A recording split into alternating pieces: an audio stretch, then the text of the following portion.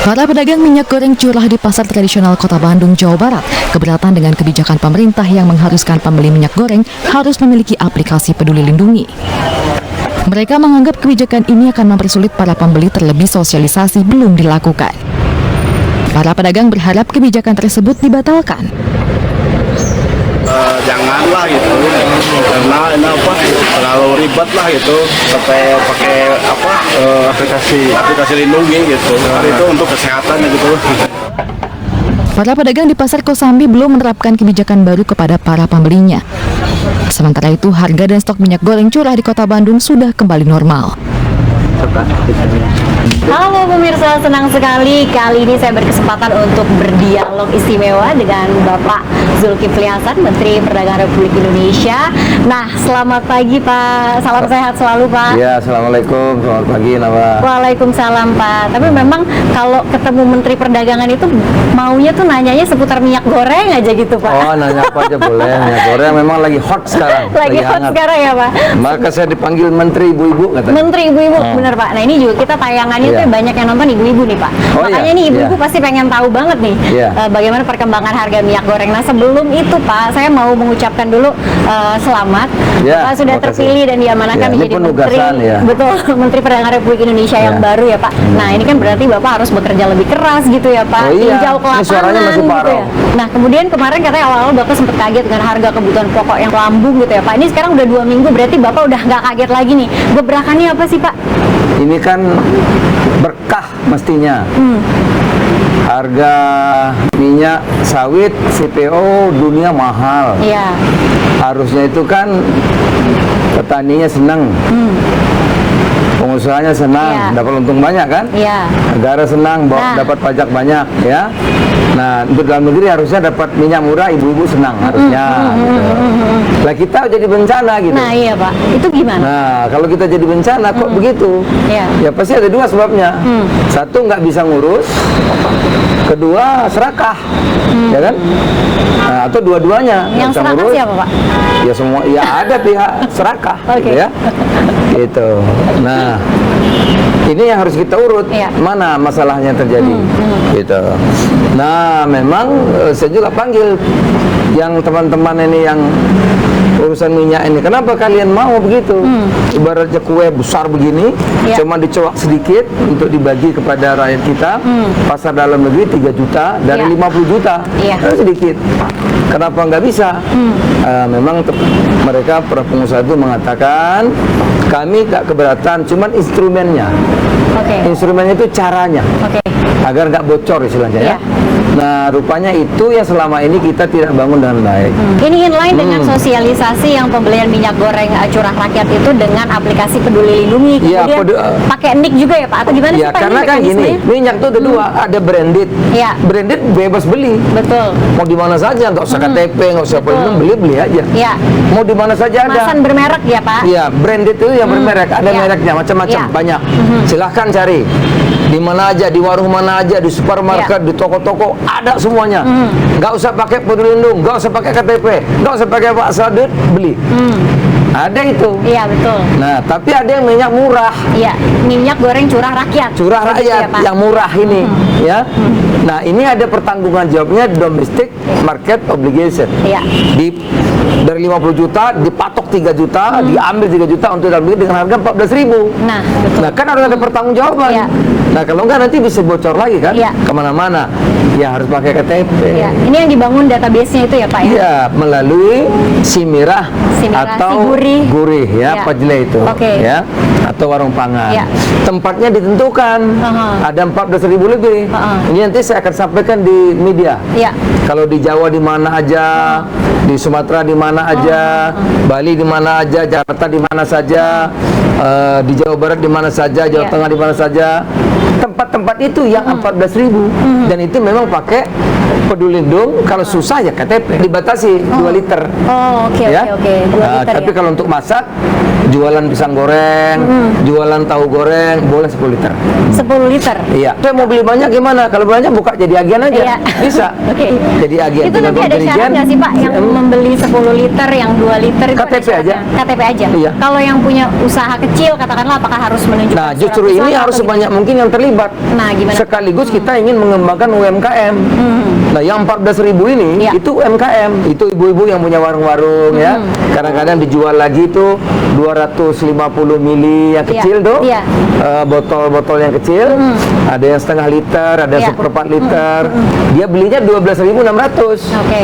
Ya, dijual lagi ada 14.000, ada 14.300 itu yang di kampung-kampung tuh. Iya, iya, Nah, iya. itu boleh gitu, boleh. Jadi dia menjadi agen pengecer yang paling depan. Oke, ya. tadi Bapak juga sempat menyinggung soal distribusi minyak goreng dalam negeri, Pak. Iya. Ini ada kendala nggak sih, Pak? Pelindung itu nggak semua orang bisa. Oke. Kalau nggak bisa ya KTP lebih gampang. jadi Bawa pakai aja KTP-nya. KTP ya, Pak, ya? Iya. Nanti itu akan di-scan begitu nicknya. Iya, kemudian- KTP-nya diambil nanti yang punya warung ya sudah dipoto, masuk ke aplikasi report kan. Berbicara soal kemasan, Pak, katanya kan awal pekan ini produsen ini boleh Iya. mengemas minyak goreng curah rakyat ini menjadi minyak goreng kemasan sederhana Nah. atau dinamai minyak kita. Ini Iya. di mana bisa Gini, didapatkan? ini kan baru. Kemarin kan kita nggak mengira minyak seperti ini kan. Baru ini kan minyak lebih Iya. mahal daripada 14.000 baru sekarang. Gitu. Nah, oleh karena itu distribusinya kemarin bebas kan? Iya. Di mana-mana gitu. Nah, sekarang ada minyak curah yang untuk rakyat Untuk yang rakyat. murah Iya. dengan distribusi khusus. Oke. Kita ini kan pasar bebas, tapi ini ada distribusi khusus. Ya harus membangun baru. Oke. Harus bangun baru. Ya sekarang sudah hampir 1 bulan Ya. sebelum saya 2 minggu. Jawa Bali 2 minggu 14.000 Ya. tempat yang ditentukan ada. Oke. Memang luar Jawa perlu waktu. Iya. Sumatera, Sulawesi, Kalimantan kan perlu waktu membangunnya, bangun tankinya, membangun tempatnya, pasarnya perlu waktu. Tapi ya. dikebut ya, Pak ya? Cepat. Ya udahlah sebulan 2 bulan selesai lah. Tadi kan Bapak juga sempat yakin bahwa 1-2 bulan lah ini masalah minyak goreng ini selesai gitu 2 ya. minggu udah. Dua minggu Iya, 2 selesai. minggu yang cakap Jawa Bali ya. Dan Di tempat-tempat tadi Bapak tuh juga bahas katanya hanya karena keterlambatan pemerintah mengatasi Iya. stok CPO dalam negeri gitu ya, Pak ya. Ya, Nah, jadi ini anulah ketidaksiapan kita. ketidaksiapan. Ya mesti diakui. Oke. Mafia Ya. nggak ada, Pak. Yakin, Pak. Saya mafia tuh yang kayak mana sih? Apa yang kayak good for tembak-tembakan nggak ada. Kalau yang serakah ada. Iya. Yang nyuri mungkin ada Oke. ya. Yang apa namanya itu nyolong itu ada. Tapi kalau mafia yang seperti film-film kayaknya enggak. Berarti ada ketidaksiapan dan juga ada keserakahan juga ya, Pak. Serakah ada Serakah. ya. Juga distribusinya belum Ya. diatur khusus untuk curah. Belum ada. Nah, terus di awal menjabat juga dengar-dengar nih Pak, Bapak katanya sempat sowan ke Jagung katanya agar bisa bekerja dengan tenang. Iya, di gitu ya. sini ya, tiap hari dipanggil terus. Ketua Jaksa Agung, saya juga komunikasi dengan KPK, ya. Saya juga komunikasi dengan Mabes Polri, gitu. Ya kalau nyolong ya tangkap. Iya. Tapi saya diberilah kesempatan Iya. karena Presiden perintah, ya. Ketersediaan minyak goreng, Iya. ketersediaan pangan dengan harga terjangkau di mana-mana. Waktu yang singkat. Nah, itu perintah Presiden ya. Iya. Kalau orang nanti kerjanya takut kan gimana? Harusnya kemampuan 100%, pakai 50%. Iya. Repot saya. Kemudian di tengah polemik yang lagi mengemuka, ini memang sebuah tantangan buat Bapak Iya. gitu ya, dan harus bekerja dengan tenang karena memang semua tuh udah teriak ya Pak, ibu-ibu Iya. pelaku usaha. Iya, Tapi iya. Bapak sekarang selama 2 minggu nih Pak menjabat ini udah menemukan ya Pak, biang kerok masalah ini Udah tahu ya Pak. Udah tahu 2 hari udah tahu saya. 2 hari udah tahu ya, Pak, udah, ya? iya. Baik Pak. Terima kasih banyak Pak Zulkifli Iya, atas nama. waktunya Pak. Nah, namun sebelum saya tutup nih Pak, kan masih Iya. banyak nih Pak ibu-ibu pelaku usaha yang masih galau mikirin harga kebutuhan pokok. Mungkin Bapak bisa menyampaikan sesuatu nih buat para Iya, ibu-ibu memang atau pelaku usaha. ibu-ibu ya ini kan ada geopolitik itu dunia yang memanas, jadi ada energi yang langka akibat Rusia, Ukraina, harga pangan yang naik begitu tinggi ya. Di barat sana tuh 10% naiknya gitu. Pemerintah sekuat tenaga menahan harga-harga. Ya. Ya, oleh karena itu memang tidak bisa semuanya. Ya. Tapi akan tetap naik sedikit ya dibanding negara-negara lain gitu. Kita sekuat tenaga pemerintah menahan laju Ya. kenaikan dengan subsidi. Baik, terima kasih banyak Pak Ya, Zulkifli makasih. Hasan atas waktunya Pak, karena memang harusnya harga-harga kebutuhan pokok ini terjangkau dan Stabilitas, seperti ya, betul. janji Bapak, kita tunggu pokoknya 2 minggu ya, Ya, Pak? ya. 2 minggu selesai. Dan bisa demikian dialog kami dengan Bapak Zulkifli Hasan, Menteri Perdagangan Republik Indonesia. Saya Nawa Yogi Kusuma, sampai jumpa.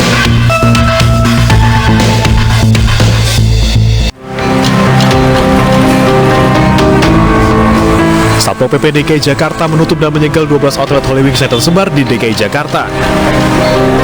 Outlet Holy Wings ditutup lantaran dinyatakan melakukan pelanggaran terkait izin usaha yang tidak lengkap serta penggunaan izin usaha yang tidak sesuai. Salah satu outlet yang disegel adalah yang berada di kawasan Kelapa Gading, Jakarta Utara. Suku Dinas Pariwisata Jakarta Utara telah mengecek kelengkapan administrasi terkait izin usaha tempat hiburan malam ini. Mobil jasa ekspedisi terdorong hingga masuk ke dalam areal proyek pembangunan LRT setelah terhembas air yang jebol dari tempat penampung air bersih yang menyuplai ke stasiun Setiabudi. Proyek pembangunan tangga LRT di kiri jalan juga hancur akibat tersapu debit air dari penampungan. Tak hanya itu, 3 pengendara sepeda motor yang sedang melintas turut jadi korban. Seorang wanita pengendara sepeda motor bernama Nur Fazriah, warga Cakung Barat, Jakarta Timur, menderita patah tulang tangan kanan dalam kejadian ini.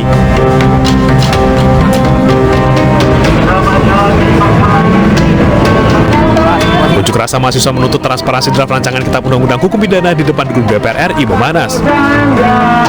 Mereka meminta bertemu dengan Ketua DPR Puan Maharani dan menuntut RKUHP dicabut. Mereka juga meminta agar Ketua DPR dan juga Presiden RI untuk memberikan kejelasan atas semua tuntutan yang mereka ajukan.